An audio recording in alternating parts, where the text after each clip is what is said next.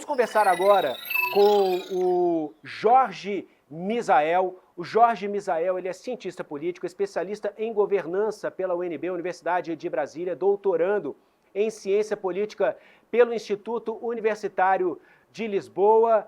Jorge Misael, seja bem-vindo ao Poder Expresso. Boa tarde, meu amigo. Boa tarde, Júlio.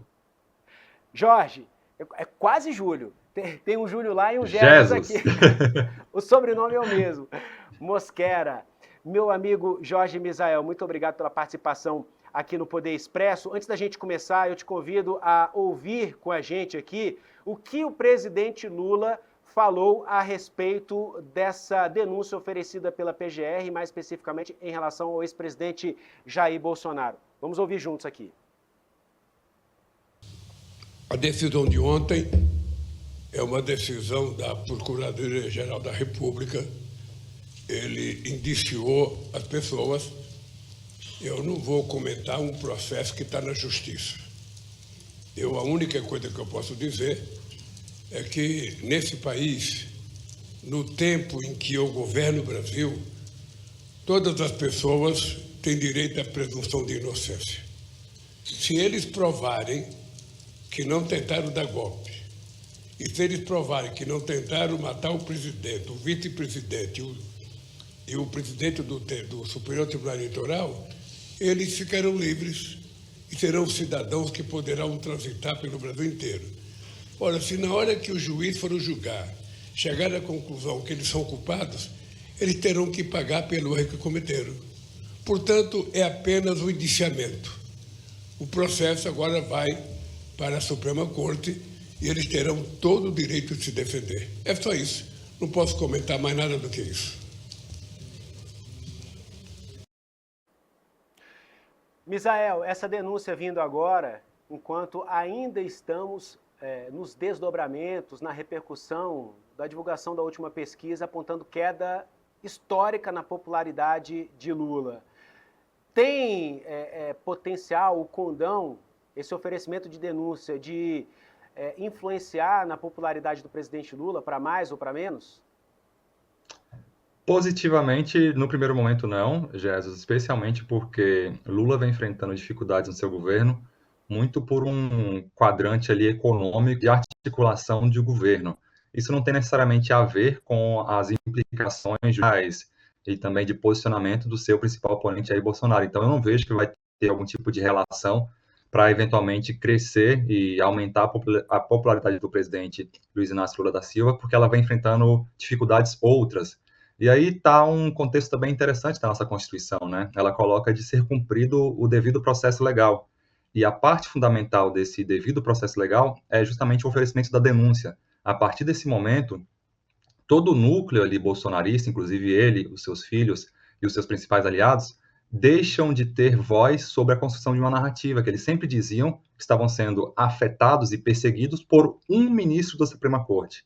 Agora o que a gente passa a ver é um processo judicial sendo iniciado pela Procuradoria-Geral da República, ou seja, é uma mudança de paradigma, é a inserção de novas instituições, de novos players nessa discussão. Então, a construção da narrativa de perseguição, de que não tem fundamentação jurídica, isso começa a cair por terra. Ou seja, Jair Bolsonaro vai ter que começar a buscar outras formas de conversar com os seus militantes para que ele não fique isolado. E, nesse momento, é importante também perceber qual tipo de encaminhamento aqueles seus defensores, aqueles que estão em cargo, por exemplo, o seu filho, que acabou de ser indicado para uma comissão importante no Senado, o seu outro filho na Câmara dos Deputados, ou seja, como é que esse eixo bolsonarista vai se reorganizar para se posicionar. Além disso, um outro player também importante é o Valdemar Costa Neto, o presidente do seu partido, que hoje comanda a maior bancada na Câmara dos Deputados. Então, não vejo que isso vai ter necessariamente uma implicação na popularidade de Lula, mas todo o xadrez político-eleitoral, como você bem disse, pensando em 2026, começa a ser redesenhado, porque a principal figura em oposição a Lula hoje já tem indiciamento apresentado e pode ser inviabilizado judicialmente nos próximos meses. Misael, a gente está falando aqui de um cenário real e a gente reforça aqui a nossa enquete que já está no ar. Você acha que Bolsonaro vai ser preso? Para quem nos acompanha aqui ao vivo no Poder Expresso, às 2h51 da tarde, responda aí, sim ou não. Essa é uma pergunta que a gente faz aqui, Misael, sem tomar qualquer partido, sem escolher um lado. Não cabe a nós aqui, enquanto jornalista, e a você, claro, como cientista político, a gente tomar partido aqui. A gente está falando aqui, pessoal, para todos que nos assistem, sobre uma possibilidade real, que deputados, aliados de Jair Bolsonaro, estão cientes disso, e se comenta, sim, muito aqui nos bastidores.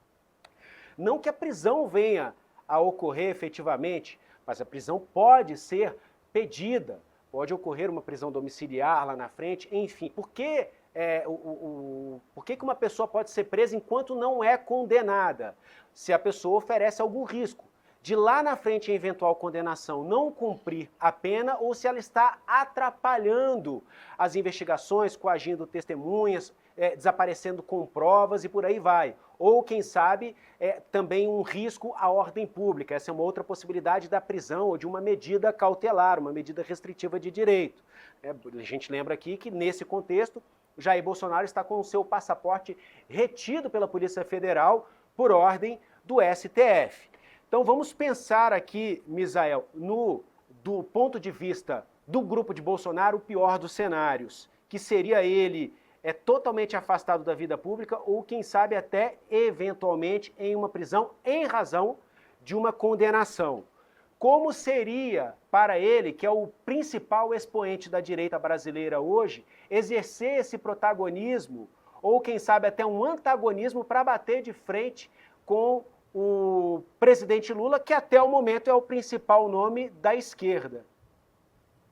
Olha, a gente está aqui também falando, e você colocou muito bem, entendo que qualquer tipo de decisão judicial ela não deve ser necessariamente comemorada. Qualquer tipo de impacto negativo sobre a vida de alguém deve ser olhada sob um prisma da materialidade. Isso que está sendo colocado agora pelo Procurador-Geral da República, dá materialidade a diversas ações e articulações trazidas por Jair Bolsonaro e o seu clã enquanto presidente da República.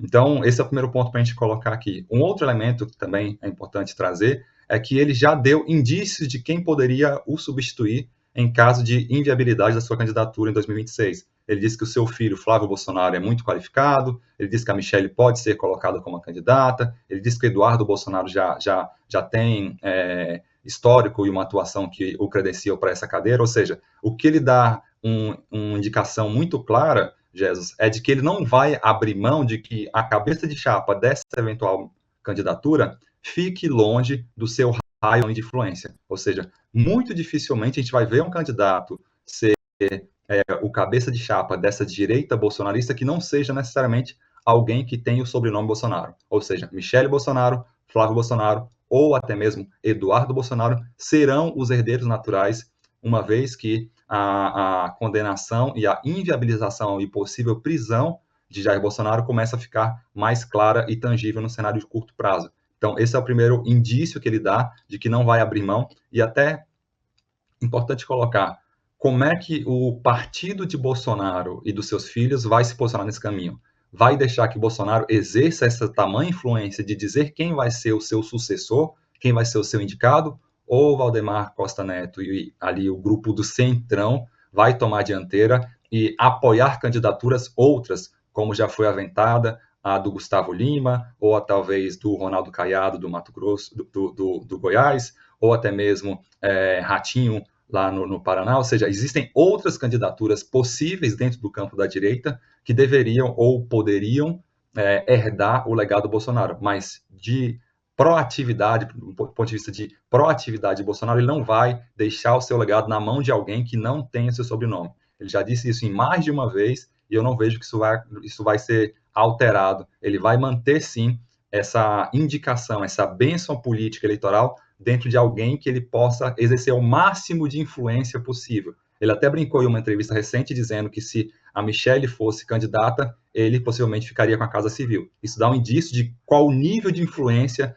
ele espera ter, uma vez que ele venha abençoar alguém com o seu legado e com a indicação para os seus eleitores de quem seria um sucessor do seu legado.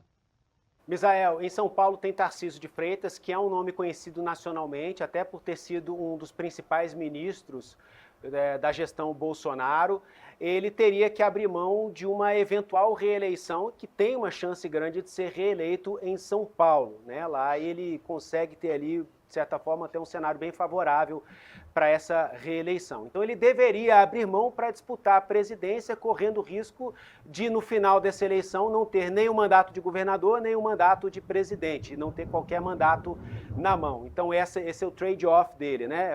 Do que ele deveria abrir mão, o que ele vai colocar em risco. A gente tem Ronaldo Caiado, aqui pertinho de Brasília, em Goiás, que é um nome muito forte, quase que unânime no estado de Goiás, ao ponto de ter eleito o prefeito de Goiânia, o Sandro Mabel, mas ele não tem uma projeção tão grande nacional. Ronaldo Caiado, ele tem buscado um maior protagonismo no cenário nacional, inclusive participando de entrevistas, de programas que têm veiculação nacional. Ratinho Júnior, ele tem a força do próprio nome, né? Enfim, ele tem aí realmente um capital político muito grande, mas também ainda concentrado no Paraná. Então, essas são as possibilidades que começam a se aventar.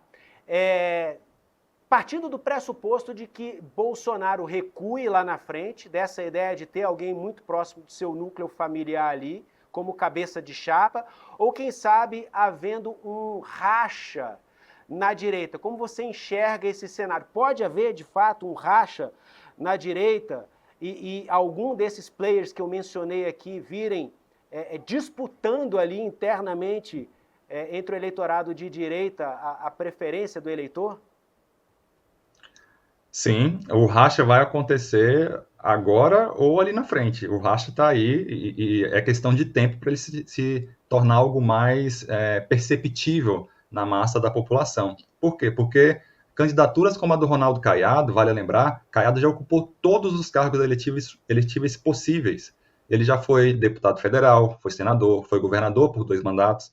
Ele hoje faz parte do União Brasil, que é um partido muito grande no Congresso Nacional e em várias prefeituras Brasil afora. Então, o Ronaldo Caiado não tem absolutamente nada a perder. Ele entrou com força para ser candidato e eu não acho que ele vai desistir dessa candidatura por qualquer questão. Ele vai levar essa candidatura adiante. Então, uma vez que a União Brasil já tem um candidato que não pode ser candidato à reeleição do seu governo no Estado, como é o caso do Ronaldo Caiado, já abre ali uma fissura dentro do campo da direita. Além dele, a gente citou aqui o Ratinho Júnior e até mesmo o Tarcísio, lá em São Paulo. O Tarcísio tem uma questão histórica.